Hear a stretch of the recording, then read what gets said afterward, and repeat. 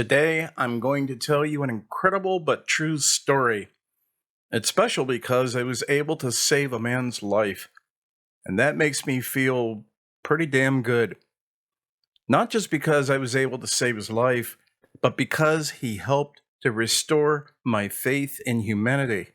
Because, unfortunately, the countless times I've done this in the past, trying to help someone, they ignore my advice and suffer the consequences. Just like the old adage, you can lead an idiot to knowledge, but you can't make them think.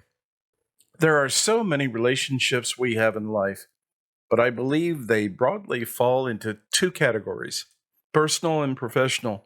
And in this particular episode, I want to focus on the personal. I've been giving advice for many years, and I've helped quite a few people escape very unpleasant consequences of poor decision making.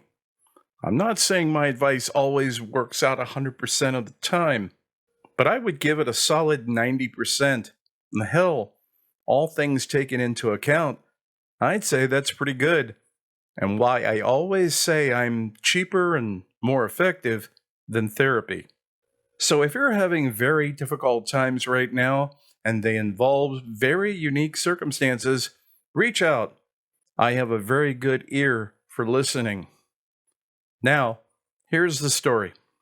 A couple of days ago, a guy named Allan, not his actual name, called me up and offered to take me out to dinner, to show me his appreciation for my help and to talk about his life, which I was to find out had dramatically improved. Of course, I gladly accepted, especially since we weren't talking a steak dinner at Outback Steakhouse. Apparently, he was very appreciative. To find out why he was so appreciative, we need to go back almost a year ago. Now, I didn't know Allan at the time. It was one of those friend of a friend through the grapevine deals, which is actually very common with what I do. And I tend to be very selective of who I am willing to offer my genuine advice to. It starts out as a classic story you've probably heard many times. You have a man who has substantial money. I'm not talking in this case of hundreds of millions of dollars, but let's just say he could comfortably live the rest of his life without doing a day's work. But you'd be amazed at how quickly even large sums of money can vanish when one or more very clever grifters set their sights on you, which is exactly what happened to him. Now, this is not a case of a lonely rich guy in his 50s or 60s who went to the Philippines and thought he had found true love. We're talking about a mid-30s tech bro involving two incredibly beautiful identical twin sisters here in the good old USA. Professional grifters who knew the American legal system very well and how to separate guys like Allan from their money very quickly. This trap for Allan was going to be far from easy to escape. Now, this guy Allan was by no means a Boy Scout, and he said that past a certain point, he knew he was, metaphorically swimming in some very dangerous water. But he said that was part of the thrill, enjoying what few men his age were able to.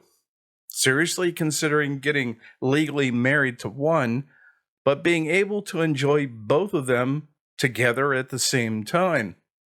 And I'm not talking about them playing badminton together here.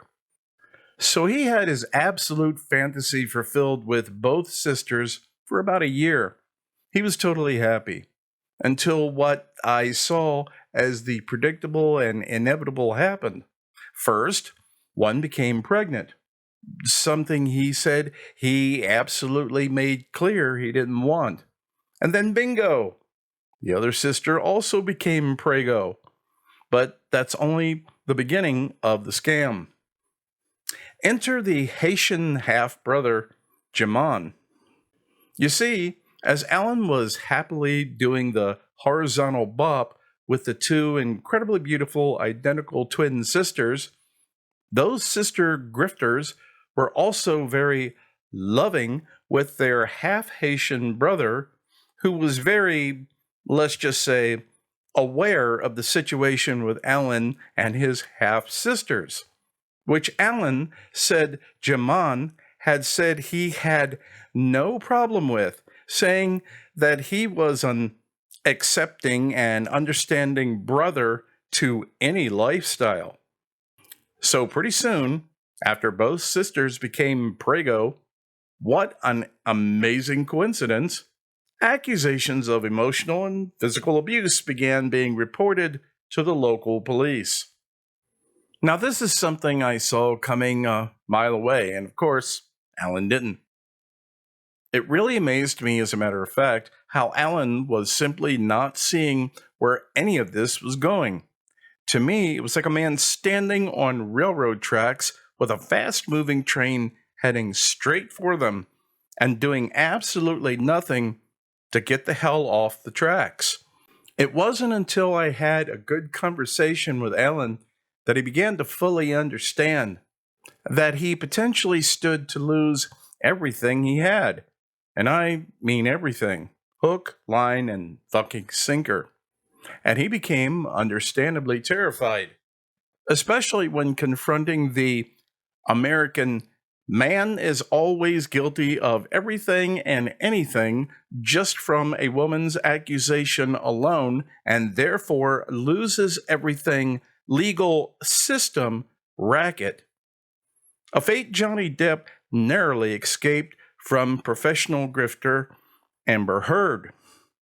Yes, he still lost a shitload of money, but nothing compared to what he could have lost. Regardless, a plan was needed fast. What was needed was a sample of genetic material from Jaman, but how to get it without Jaman's suspicion or even knowledge. Turns out that wouldn't be difficult. You see, at this point, Jaman regularly visited Allan's house for dinners when he was visiting his sisters. He was a smoker, and Allan was not. All Allan ever asked Jaman to do in the past was, when he smoked, if he would just do so across the street from the house, so there would be no smoke in or near the house, which Jaman had agreed to do. But this time, when Jaman came over after he left, I told Allan, using vinyl gloves, to collect the cigarette butts Jaman had smoked, which were now on public property, just as police are able to do. Long story short, the genetic material from those cigarette butts was Jaman's. This means that if my observations and intuition were correct, the subsequent babies which were going to be born would be substantially darker than the mothers or Allan, who is Irish. Now, I would love to go into the hilarity of illustrating a court scene of either or both of the mothers trying to demonstrate in court how Allan owes them support for the next 18 years with babies that are very brown. But the very unfortunate current reality is that in certain states, they don't have to.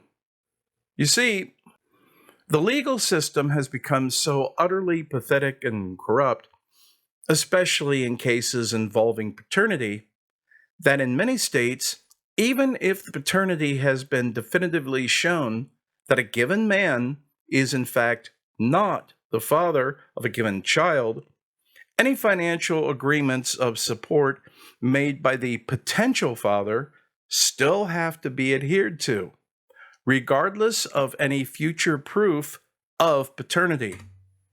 My God. And everyone's wondering why men want absolutely nothing to do with modern American women? So now we get to the even more interesting part. Now bear in mind, I'm giving you an extremely broad description of what took place. There was a hell of a lot more to this. I'm just giving you a very condensed version. After I explained everything that was going on to Allan, that these three grifters were intending to intimidate him to the point where he would simply just agree to paternity and their financial demands, which became greater and greater as time moved on. And I explained that right now we had everything in place to turn the tables. I told him to play Possum, to keep acting just as he had been up to this point, as though he still had no clue of what was actually going on, and to simply play for time. To wait until 1 month before the expected time of birth, then to go on a completely different, unexpected offensive, which is exactly what he did. When that time came, remember, the grifters' goal was to get signed financial agreements of support that they had done by their own attorney.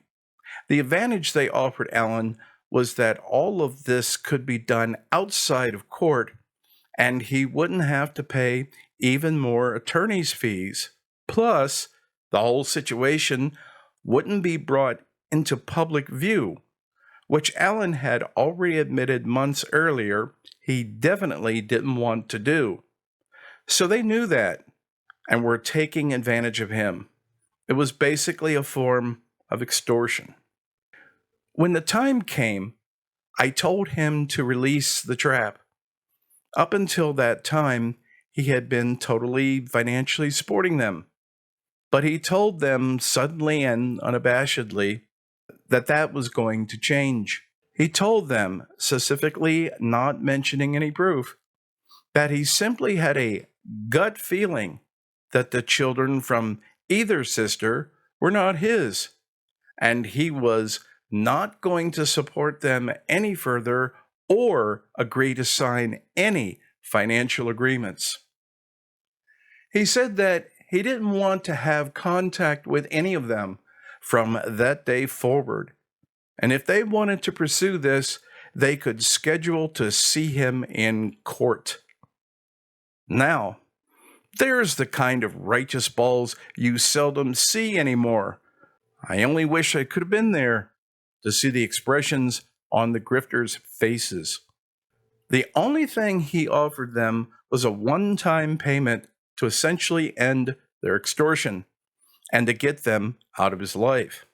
The grifters, being totally overwhelmed by this personality flip of their Possum, quickly realizing they had nothing signed by Allan and also realizing that any paternity suit, especially when the babies are quite brown, would stand about as much chance as a snowball in hell. And so they agreed to his terms. And that, my friends, is how I saved a person's life. Or, well, at least 18 years of undeserved, governmentally approved hell. So what do you think? Did I do the right thing? Or am I just a cold, heartless bastard who refuses to pay for an 18-year scam from some grifters seeking my money with governmental assistance? I'd really like to know. Until next time, this is Ernest, and that's all I've got for today.